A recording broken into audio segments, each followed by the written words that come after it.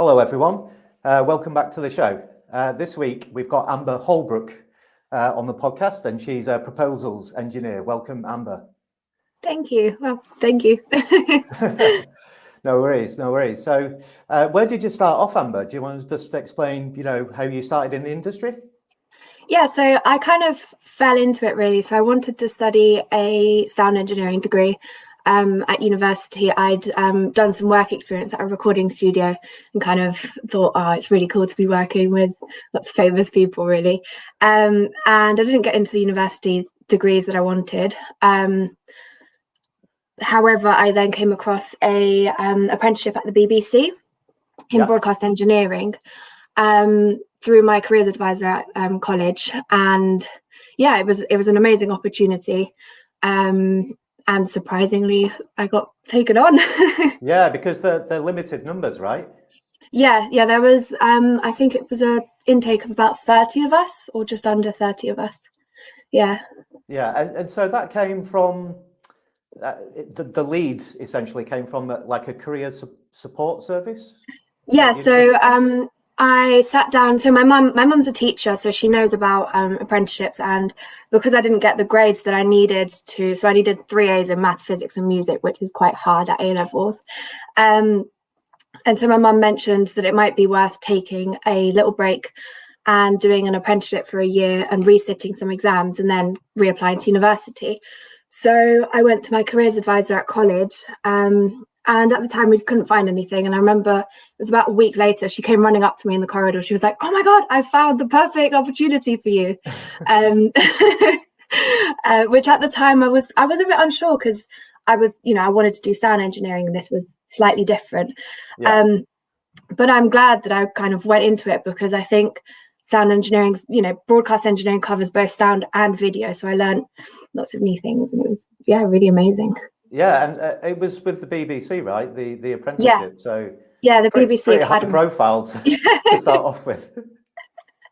Yeah, so it was with the BBC Academy. They offer lots of amazing apprenticeships. They're really, really good. Yeah. So how long was it? Did it form part of a course or something like that? Yeah, so it's a 3-year apprenticeship. So it was a higher apprenticeship. So they essentially put us through university whilst we did half a year at university, and then the other half of the year we did 2 3-month placements in the industry. So it was absolutely amazing, because as well as a degree, I came out of it with connections in the industry and kind of a better understanding of how things work.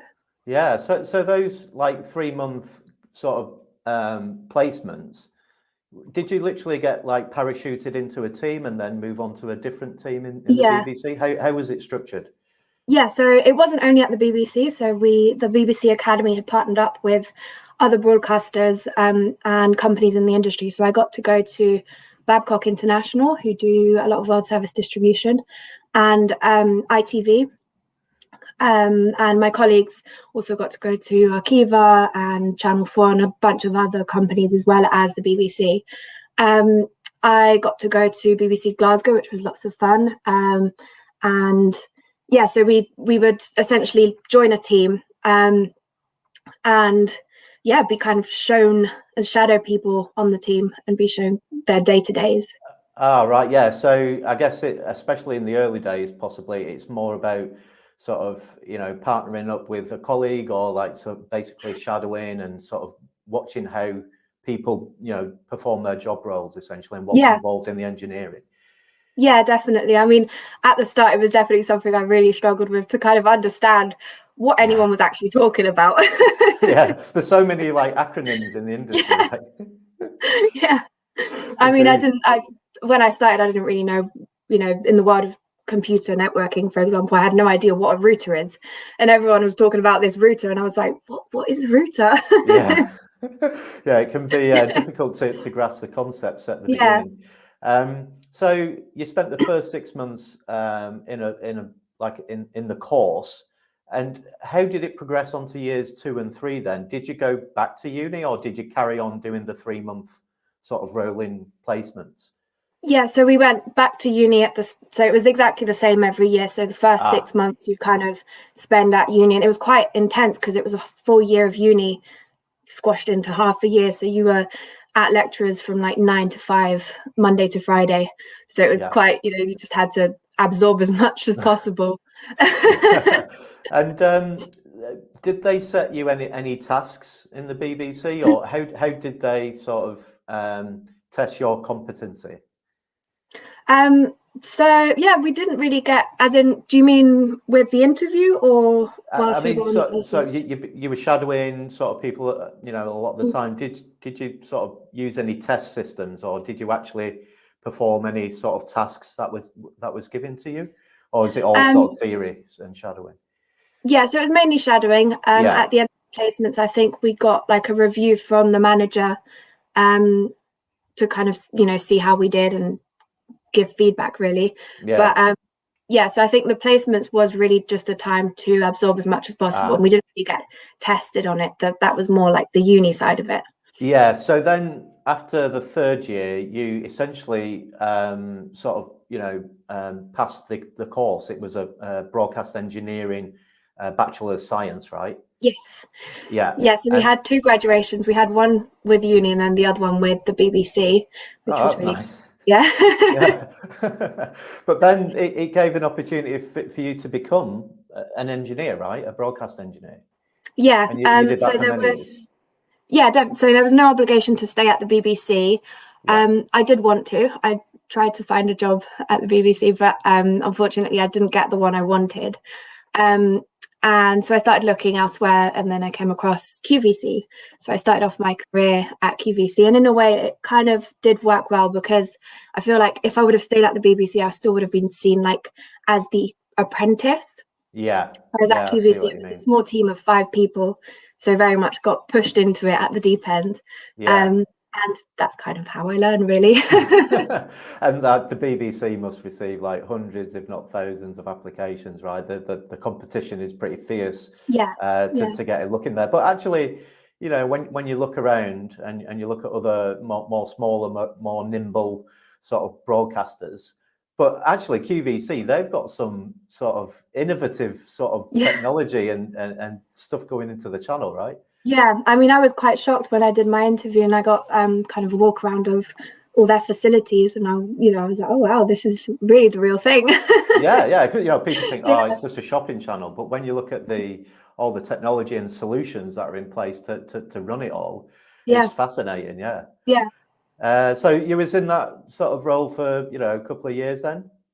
Yeah, so I was with QVC for a year, and then I went off and freelanced for a little bit, which was also quite interesting, because I was expected to kind of hit the floor running. I'm still doing first line support so I freelanced with Sky and ITV, and so it was interesting because you are expected to kind of know things inside out, even though you might have not dealt with a particular software or particular hardware or particular manufacturer before. But I learned a lot. Yeah, and I guess it takes a leap of faith when you go freelance, because you're sort of leaving the safety bubble of full time, but actually you got more freedom. You deal with different clients, right? There's significant benefits of going freelance. So how long did that last? Did you do that for a few years then, or? Yeah, so it was just over a year, and then and then COVID hit. So I didn't necessarily want to be freelancing during the pandemic, because as you can imagine, it wasn't as secure and as kind of so I went back to QVC. So they were looking for an engineer still.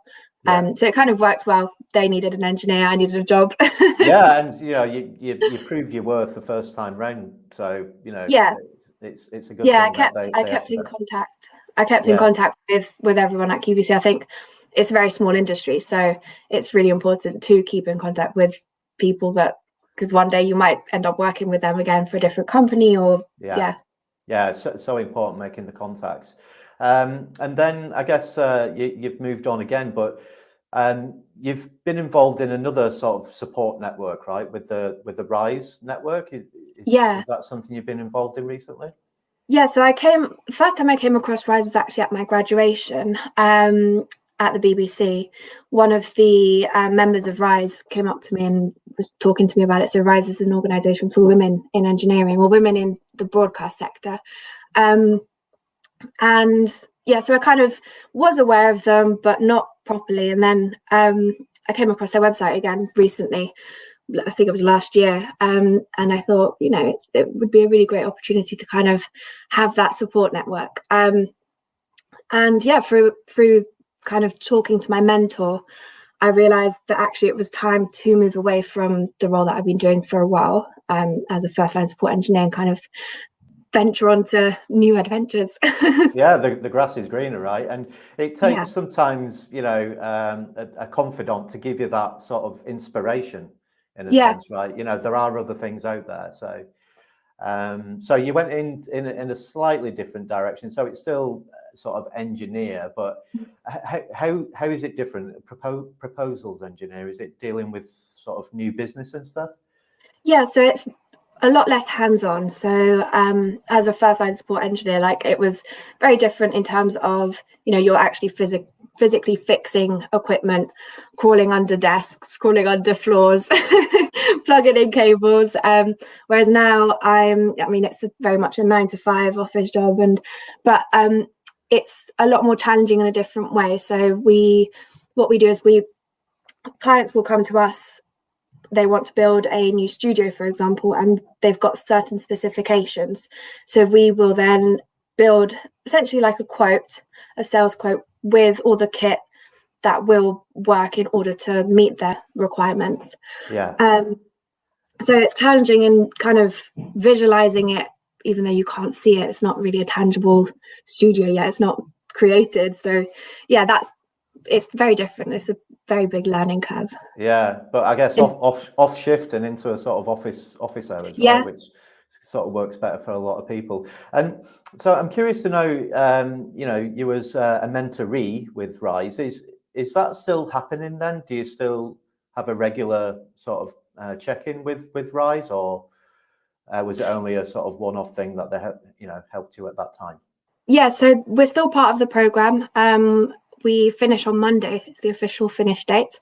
So the way it works is there's a group of mentees and a group of mentors, and we have group sessions with the mentees. We'll have industry experts talking to us about whether it be how to develop our personal brand, or how to work with LinkedIn to kind of bring it to our advantage. And then we also have one-to-one sessions with our mentors, who we've been paired up with someone that kind of meets our specific needs.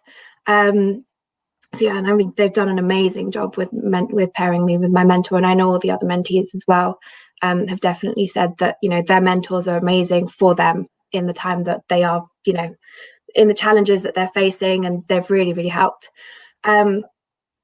Yeah, so they help, you know, they specifically look for certain qualities, or it's a proactive thing to match the right mentor with mentoree, right?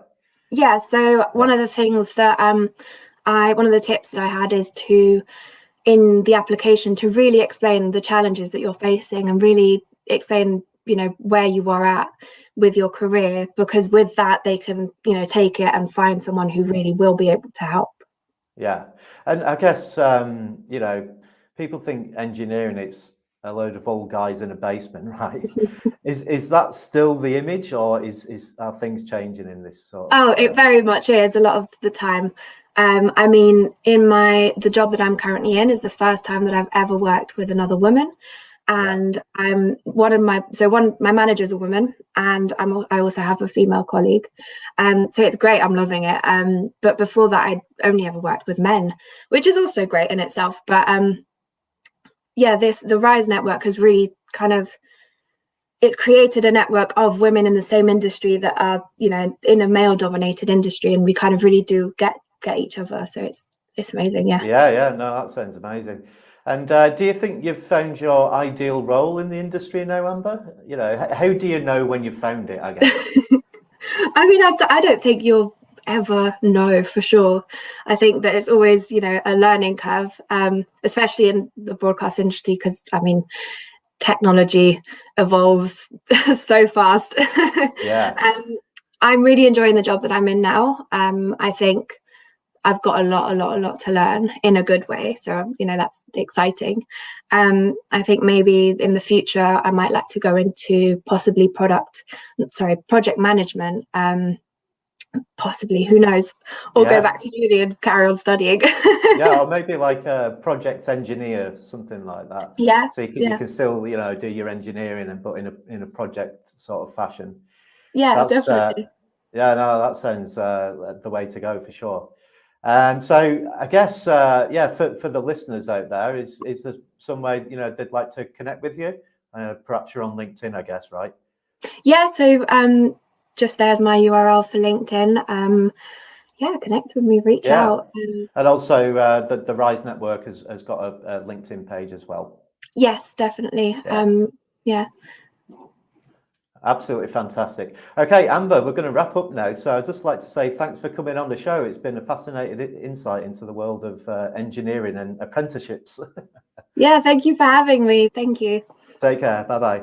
Bye.